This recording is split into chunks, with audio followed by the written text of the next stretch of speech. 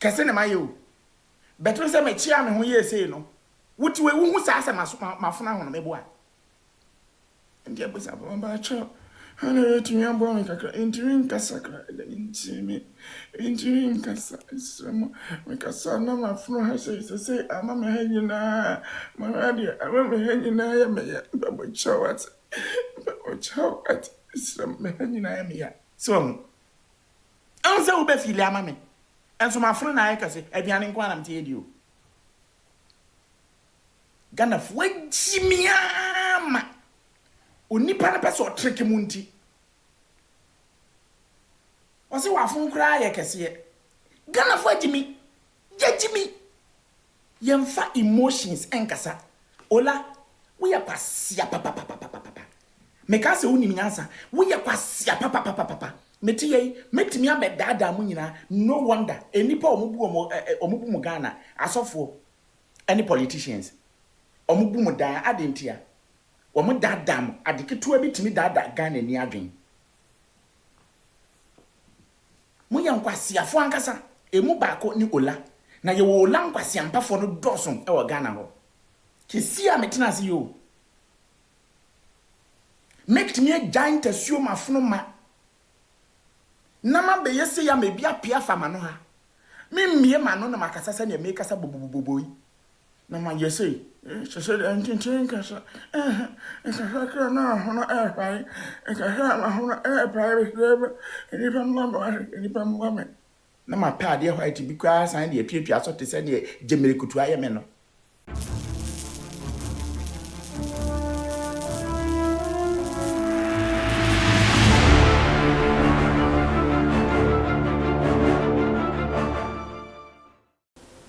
Memwa kwaba eba Skeleton Man TV. So Skeleton Man TV ana wushi. Se we your first time any bomodian subscribe. Me notification is so send anytime bia ye di video betumu no. Won son sabe kan wenye bia sure. Ushebia comment fa ho. Kire wa dwen e fa video no ho bisua. Like video no na share e mo bia nso nya bi hwe. Medasi bebre. Abusua asem aba oheni David abusuafo wakoka asem bi a me se ano den papa oheni David say Kofi Adoma nwani a abeto dwa say ya to ni tuo e wo nani no abusua won koye operation bi a wonye operation ba kokra sene ne yire eba out beka say every time Kofi Adoma nwani ebeto dwa say ya bo nani tuo no abusua omaboka thousands of dollars enye cedi so thousands of dollars and omayede omaboka almost $500,000 and abusuafo omabone hoka enu no hini David say omumoka biara operation ba kokronye den onkoye se Kofi Adoma nwani say wakoye operation a onfa medical report ne mra ne yenhwe so wakoye operation a onfa receipt ni nyina mede emechire etu onu de ommo ka bia onye operation bia na emomu no media fo no bi na yeden eboa no amana gigi Ghana fo sikedi oso obi ti se Ola Michael ono eka ho bi na Kofi Adoma nwani wo ye de wo ye no omo boa na amana gigi Ghana fo sikedi because Ola Michael eba out no o say wakohia Kofi Adoma nwani ne yire miracle eni na din komo for over 5 hours ono nko anu yeden wakohia no as a media person no anka wakohia we ya no asa akoyeden akohia we but okohia Kofi Adoma nwani yire miracle no ontumi nkohia Angel TV CEO no onkohia no ontumi nkohia Adoma hene ene omu nyina nso nyeden entwetwe nkomo one side abusua anu akoyeden wakotia welcome nsem abusuafo ohene David wo kansem timudie mumie nko ne nkotie no nya bredendende ena na Adoma hene ena wa ma ye kaprempo ebesi samempo ye nya hwemfiri no ena onde wa yire ni asem yiri koso nyina no onde oda so ye ni program na mi kunani or side back wa tutu abo mi kunani se prem die ntia na okom aha Adoma hene wadana Yesu Kristo oba ya ode ne sa kan we nya ma weni ntew na weni we biu enti radio nkwasiafo no ebi ne boy ya o ni tefemi we shimitan monto ne krama mo betimi atwitwa mo fama na ye frɛ ne sen patcho stupid boy na o te wo kasa no Miracle said it. Not on who Lana I don't know Miko. I'm telling you because I met her. Okay. I'm telling you because I met her. Ain't Ola Michael? As a wako, and a miracle wako tena say 5 solid hours. Obi ani kunani ye ne ya agye se ye de ta wo to na tiko. Ono ana ehwe na de. Ah, Ola Michael no asan ni. Oni. Ah, hello. Ah. Akwana na wa share space na no. Mba cho me ba. 2 minutes. Ye, am say jam ono a o. Hey. Ola Michael ni on e kasa ha no. Me ba. Maybe wait, I have to. I mean, me kanko ya de. Mbacho boy ya wakasa oni tefe me. Mo se ye friend saying. Na chese omo ankasa no, adwuma kro na omo ye adwuma wo mo na na omo mo san kokohia wo UTV no.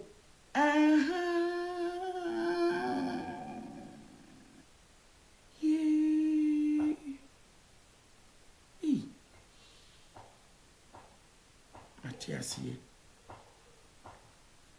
I got it. Mbacho boy no we need tefe mo no. Minya ntemo nka mbacho bolovo no so ma me. Maintain nka omo se Ola Michael no. Because me video back where me what there. Now I can't find it. Where is it?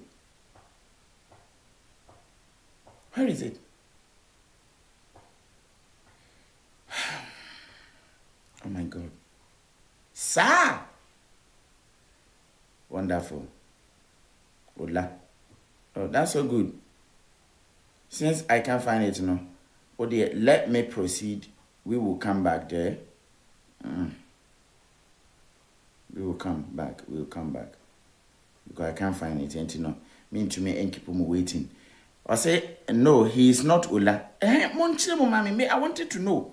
Sir Ola Michael and Nekwasiye ya o NEET FM no. What is the difference? Omo ye nipa baako ana. Omo ye nipa baako. Ola Michael. Okay. Let me rush quickly to this station. I'm in Kohadi over. Batampe. Yeah, but Gary. And yes, same person I'm not to work as I'm. We. I could tenacity. Yeah. I only fee for about 5 hours. Hey. Yeah. Just so I could understand everything. One. Munya isa one. Messi one. Mama menko baby a menhwe na menko he na abodisen. Mama ko he na abodisen. One. Ada nyola Michael no. Wasi same Ola one. Wasi he's the one. Nyoni. Kwase we na na okotena you. Enka de na ya ba be fam. Wasi he's the one. Wonye. Kwase we ya na okotena UTV no. Wo ba ento mo hu nsem a okeka. Enti se meka se mebɔ ne okɔ UTV kotena ho na okeka ya. Ene ede betu we hu a. Enti wo de yenye fast forward. Yanko ne do 2 minutes. Enti me forward de I could do 2 minutes. Muntie ne oka. I'm telling you because I met her. Okay. And I'm telling but beginning of can say ne papa na funding. But she said that because she didn't want this Yanko Peskawa, and she knew say Lipen is any Paposka. What you say? Now she has also said Dr. Koko thing. On said near all Kenya acquire. She said. Adetia near to try. Aden when in a yame crown, yes, and she abua, but I been 7 times. And I been 7 times, you know, but within these 3 months. Bakum pokranka afina bia ye behwe ne yam wako ayina yakoma another appointment to do the second one. Kofi Adoma, I am telling Ghanaians, Kofi has never done one eye surgery. I am telling you. Monwinen ko obi enwene da wo don nko a Kofi na oye interviews what the one crofo a me pese me ka kire o say Kofi Adoma nwani say am pampo say ne yesi obodama thank you so much Kofi. Yes, I say I like your shirt. Say I'm passe or bodama. And ye na mo blend na wo fa wo akwa no de ne gigi sika but abanti and that's na mabonten crazy than before. mad than before. And on the hack of his Mummy and Quay. Hey. No one knew the severity of the issue. It's said, me see you now, Korea, but M say, the cousin, I say. You know, and as I see you, no tea, you know, no cousin, and I betray this. I see, see you on the tea, you know. Na okase ya de trebisa so nka I was expecting this ola Jimmy ya or you need hwan no say until say see you no onya certified medical report any referral letters any one preview omokoye how severity the thing was no enti papa ni nya sa evidence we nyina na man who say say ade no a serious and my papa ni decide say no obeboa fully e ho na $40,000 ni ade kokoye no there be one kan say and say na papa no o ka say enche da nye serious and na ono akọ ho mpa che o CEO ekokofi wono ma me na me de me ho sa de wenum azanzan wenti na broni wasesa sa lai we da adentia wunya ka se wo yale a onipa bibia ni asase so a onye doctor ohwewo a obetimi aka se ye no kure ananya no kure ono adwuma wura na woni ne tie no ontumi nka da se kwasem na wo ka no no kure ananya no kure because of that inti se ne be ya ye be hu se enya zan na wo ye yen na se ne be ya yeso yen ka se wo bo anti ana se ne be ya ade no ye be ka se o yale ampa na enti se enti call doctor ho doctor bi o ha bia o de no kure na ye adwuma wa abrochire doctors entumi nya zan ma ma fa mebu yen enti sa de america kire o say ko doctor and declare say wo any yale e be take you 10 months e be take you 3 months e be take you 1 week ade be da fie enti wo de brain ya na ya ma sick leave kona kokwaji wa home then you be take full cost of the whole problem abrofona yes had you a long time enyane basis amri Ghana for that sort of what you imagine any your money ehun is esia no na ye judgment oh ampa me ko I send the newest down now let me go sick this year my baby pesa me mo kasa me pacho ma funa ba ko na ahono this my pass obi ha no pepo me adenenye se bi kura I she inside the ho on se se ya obefili on se obefili ama me kese ne mayo beto se me chia me ho ye sei no wuti we hu sa asa mafuna ho no mebo a ndi abusa ba cho ana tumi abo me kakra intimi kasakra intimi kasa isemo me kasa na mafuna ha sei ama me ha nyina ma ade ama me ha nyina ya me ya babo chawat isem me ha nyina ya me ya so an se wo be fili ama me enso mafuna na ayekase aduane nko anam te edio Ghana fo jimiama onipa na pese o trick mu nti o se wa fun kra ye kese Ghana fo jimi yemfa emotions enkasa ola we ya kwasia papa me ka se woni minyansa we ya kwasia papa meti yei metimi abedada mu nyina no wonder enipa omubu mu Ghana asofo any politicians omubu mu da adentia wo mu dadam adeketo abitimi dada Ghana ni adwen mu ya nkwasiafo ankasa emu baako ni ola na ye wo ola nkwasiampafo no dosom e wo Ghana ho kesi a metena se yo make me a giant assume afono ma nama be yesi ya mebi apia fama no ha mie ma no na makasa se na me kasa boboboboyi na ma yesi so antin kasa kasa na hono pai kasa na hono pai ni pam mama na ma pa de white bi kwa san de piapia so te se de gemerikutu aye me no kwasi ampafo egu app yi so be send me sika se oh munyine no mo number oh nipa de ho omobo anta nipa ho omobo mo no what oh bro a branch person ni msipa na sem na ma gisika no Me say by now, wini bibi. Munye na matwe mo na aka kofi ne yiri wo fie no. Amenka nkyere wo. Se obi tumi dada obi a utifie a wo sere papa.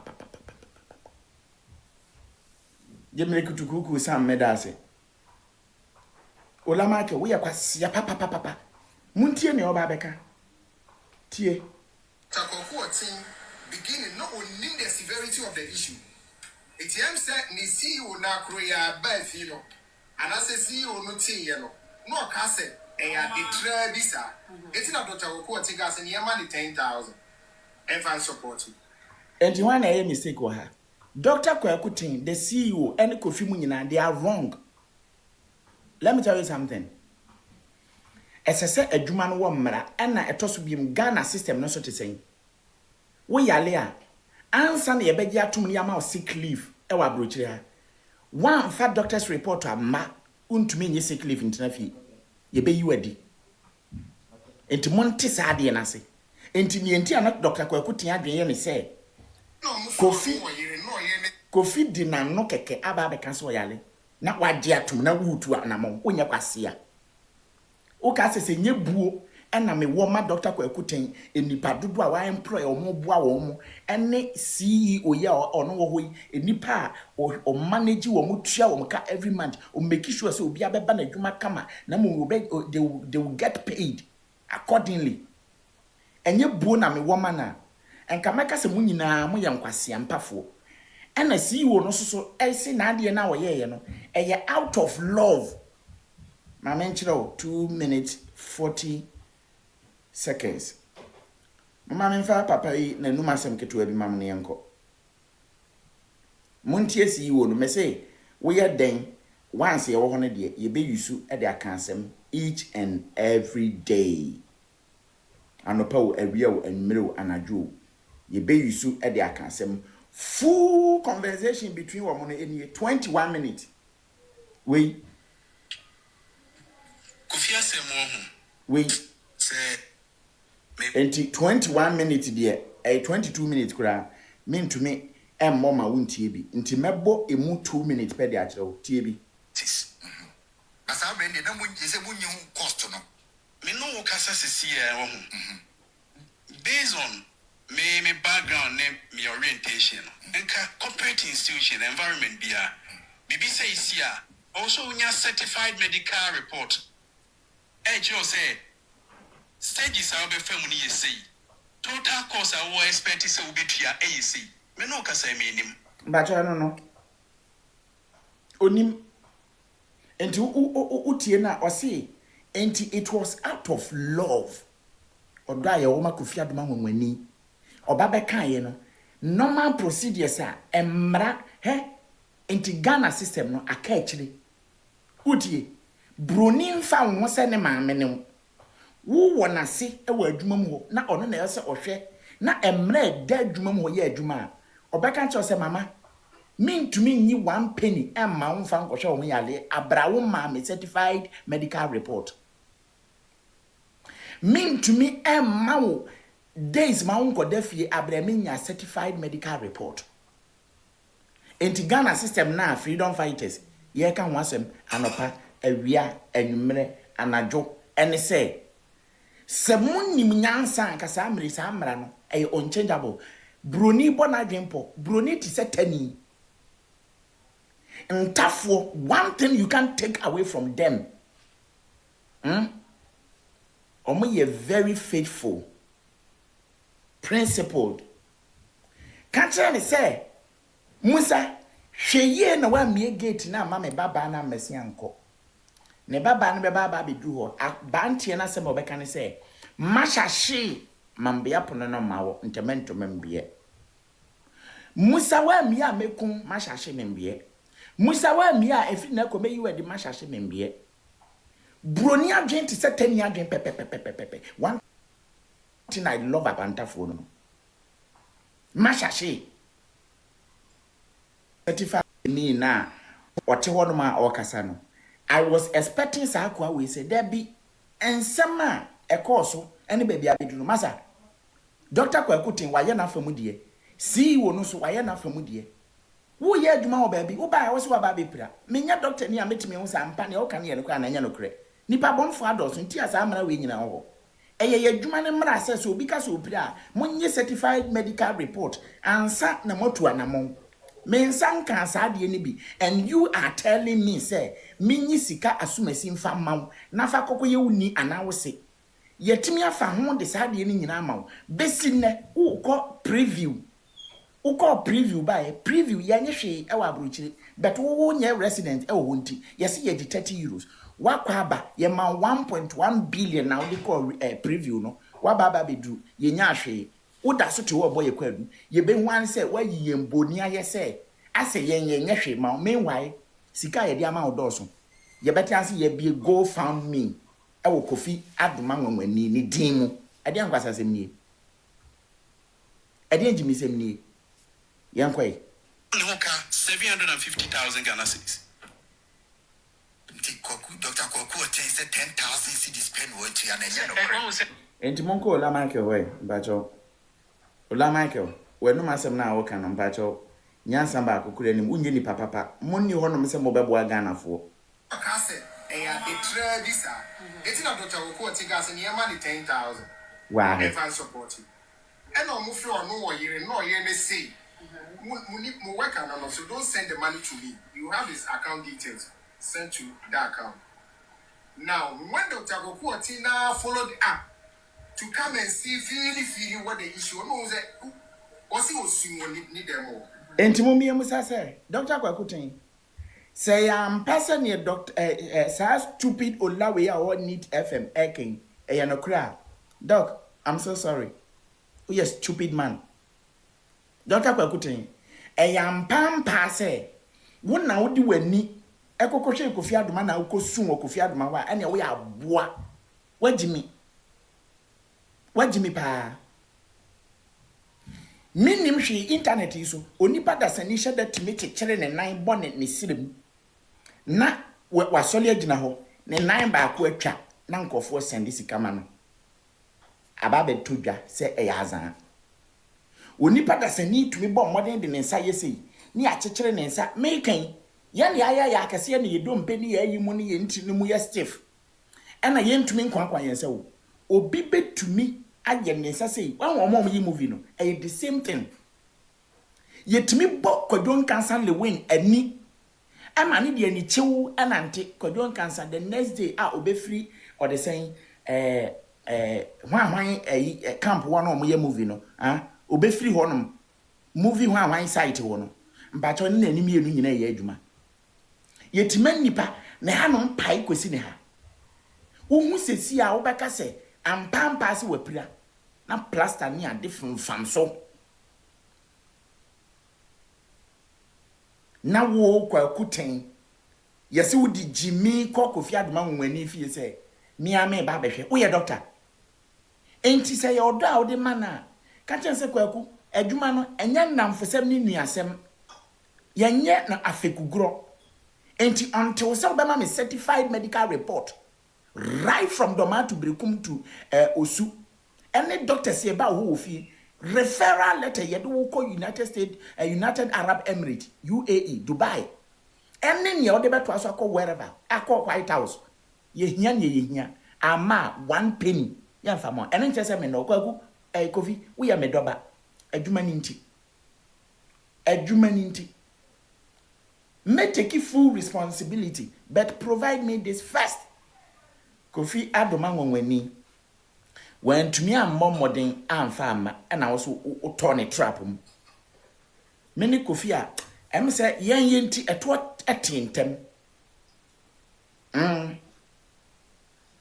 at what intem Wo obusia ene Ohene David ana busuafo moten nkan ne nsem a okan ye dien announce wo ka fa ho ko comment section ho na kire wa dwen e fa ne nsem no ho hanom Skeleton Man TV me see a top for mo ye de bebro nti so we your first time ene bomodin subscribe me notification so click on send video bia ye de betumu no won so sabekan wonye bia hwe Bedasi bebre.